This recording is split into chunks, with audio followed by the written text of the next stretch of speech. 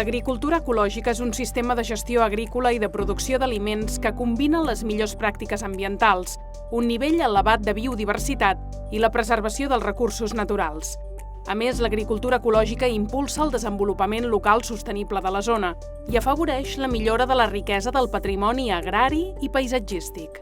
Aquesta agricultura segueix una sèrie de principis que s'apliquen a cadascuna de les etapes, tant de producció com d'elaboració i distribució, i no permet fer servir organismes modificats genèticament, coneguts també com a transgènics, ni productes fitosanitaris de síntesi química o adobs de síntesi química que puguin impactar de forma negativa en el medi. A l'agricultura ecològica, els únics adobs permesos són els adobs orgànics.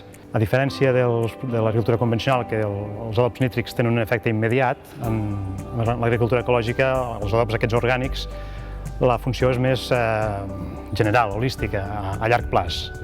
Llavors, no és només adobs que estiguin encarats a les plantes, sinó és una estratègia general de cara a enriquir tot el que és el subsol. L'adobat en agricultura ecològica no es pot utilitzar adobs de síntesi, per tant, cobrim les necessitats, cuidant moltíssim la matèria orgànica del sòl,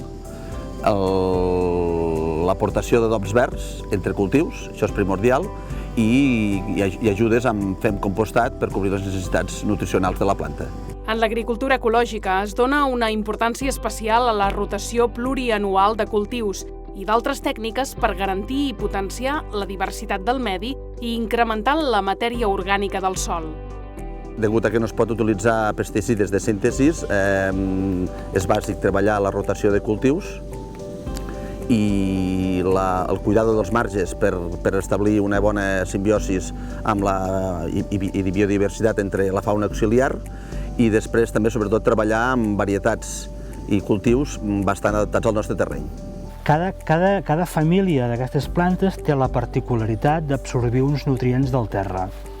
Si fem sempre la mateixa varietat, acabarem esgotant aquella terra d'aquell nutrient que necessita aquella varietat o aquella planta.